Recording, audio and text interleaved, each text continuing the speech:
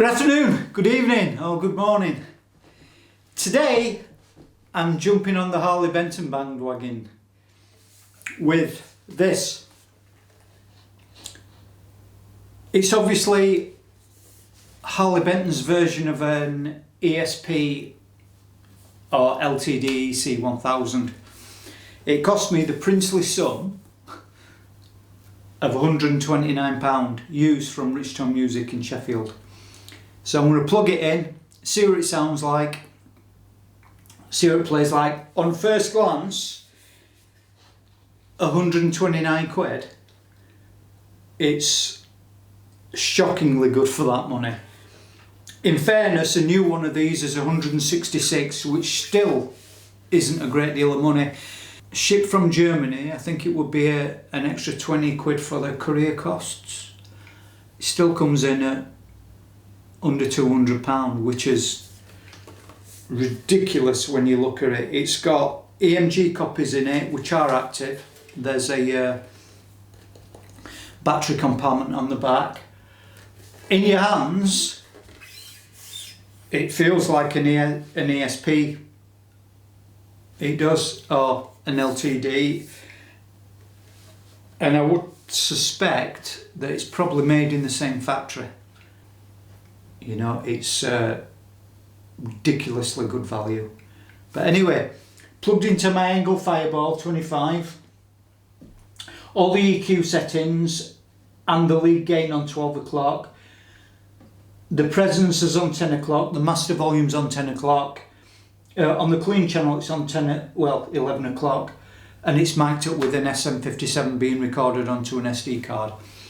And there's also a shotgun mic on the main video camera here. Let's make sure.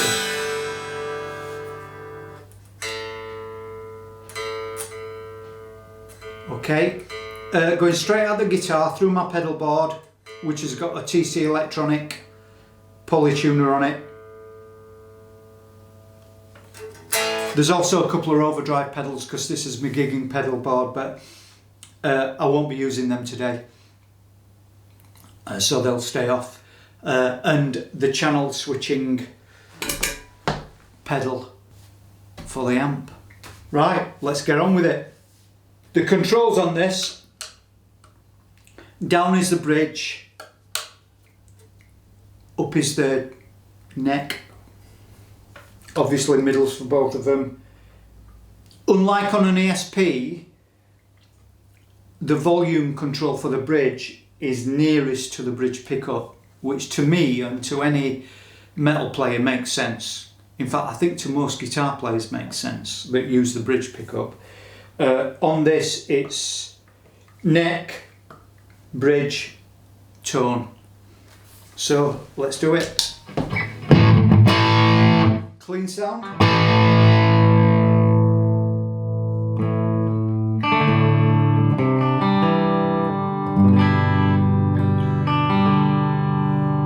That's with the volume rolled off to about 2, because that, even the clean channel on this is ridiculous. Has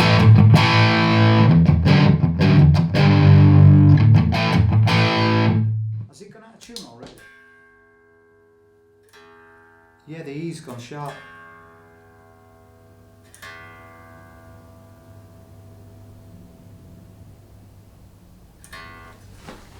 Right.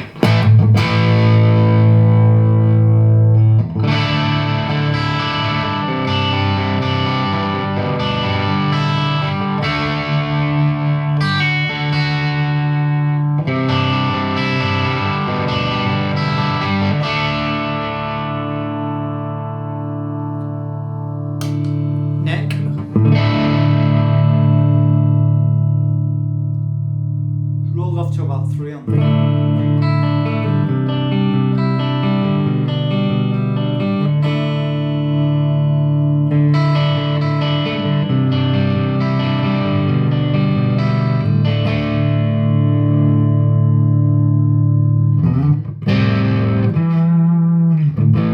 It's a bit muddy for me, that. Okay, middle.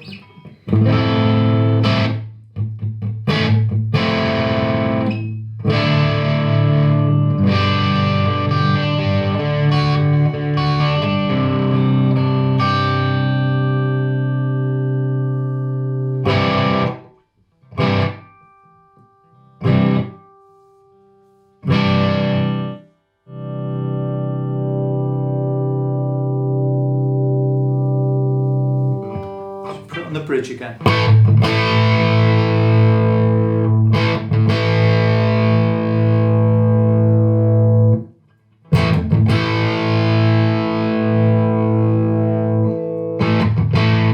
don't think the tone does anything. Okay, not that I ever use a tone anyway. Okay, dirty channel.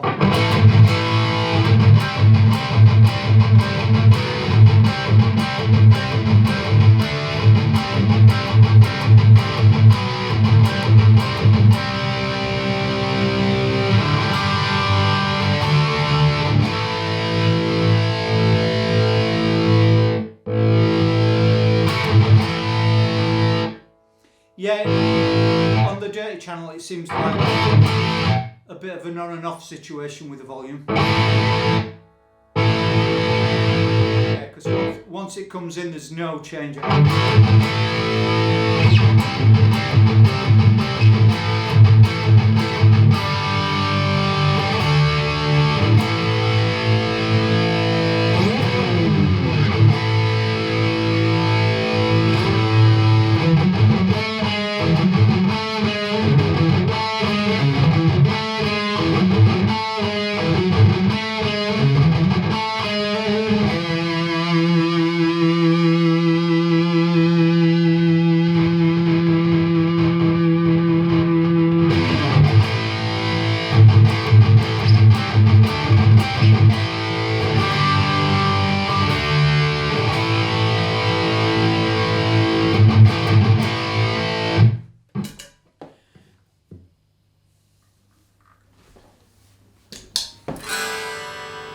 Still in tune. Right.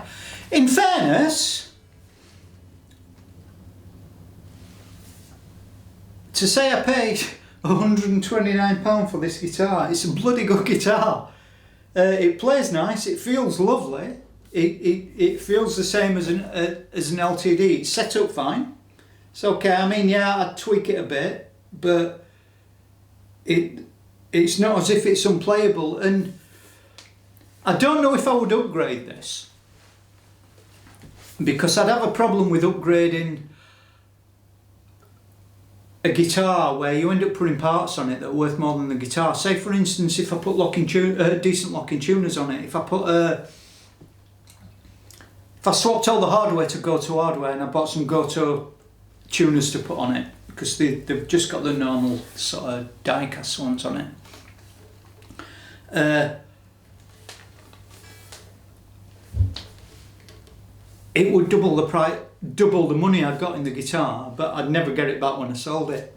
So I'd have to strip the parts out off it if I got rid of it and put the original parts back on, which would be a pain in the arse. And it's something that in the past when I've had guitars and I've upgraded them, I really should have stripped the parts out that I'd upgraded it with and put the originals back on. But I never did. So I'd sort of lost that money. So if I did upgrade this, if I put real AMGs in it, Gotos on it, and I took it back to Rich Tone Music to sell it, they'd still only give me 100 quid for it, because it's still a Harley Benton ESP copy. And even though it's good and you can upgrade it, it's brilliant. Now, as a backup gigging guitar, in fact I think you could gig this more or less the whole set. If you're playing a metal set and you're not really moving away from one particular sound, if you're not needing to use your volume control to roll on and off to control your gain and stuff like that, and you're not needing it to be versatile, it'll do it. The guitar plays fine. I think over a period of time in a set, wondering how well it'd stay in tune. I don't know whether you'd have tuning issues with it. I mean, it's been okay now. It went out a little bit out of tune when, right at the beginning, when I had to retune the E string, but there is a reason for that, in that I've had this hung on the wall downstairs in my house where the heating is on. In this room where we are now, there's no heating on, because I don't keep the heating on in here, because I don't want the heat fluctuation messing with my guitars, especially when I've got Gibsons in the room. I don't want them lacquer cracking. I know people like to see the lack of cracking on Gibsons, but I don't. I like my guitars to look nice. I don't like guitars that look old. If I had a Gibson or a guitar that looked knackered and had paint missing, I would have it refinished. You know, I've had this conversation with vintage guitar collectors, and part of it has been to try to wind them up, but I've told them if I had a burst I'd refinish it pink. But anyway, getting off the subject, this guitar, 129 quid, Harley Benton. I would say I don't know how they do it, but I do know how they do it. You know, they hire a Chinese factory that pays pennies on the day and all the stuff's made on a machine, and they cut their costs and possibly also the profit margin in order to undercut other manufacturers. I don't blame them. You know, I suppose it's a decent business practice, but it does illustrate how much these guitars can be knocked out for. I mean, the cost of one of these new 166 quid, it makes you think, how much does it actually cost to manufacture them? It's got to be under 50 quid. Because when you think from the manufacturing point, it has to be shipped and imported. Then it gets to Germany. Thomann put their profit on top of it. So it has to be tiny, you know, and they must order them at such a massive sort of, in such big numbers, and the parts are bought in such big numbers that they just drive the costs really far down.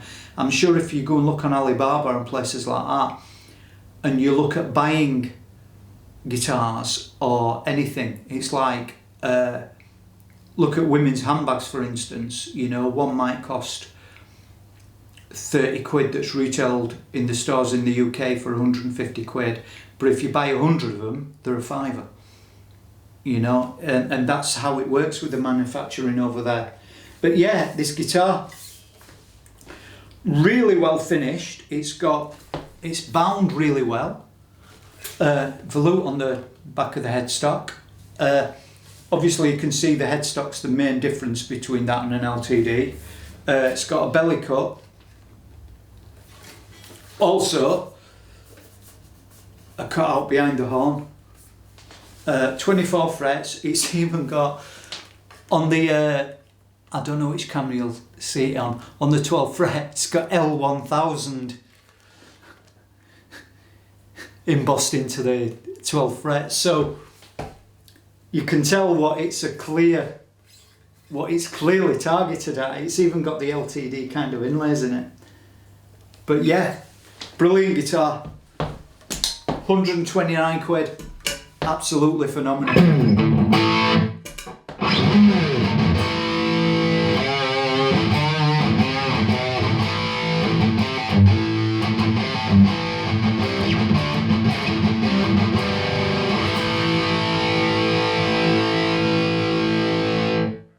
Anyway, I hope you've enjoyed this video. If you have, please leave a like and subscribe on your way out. Cheers.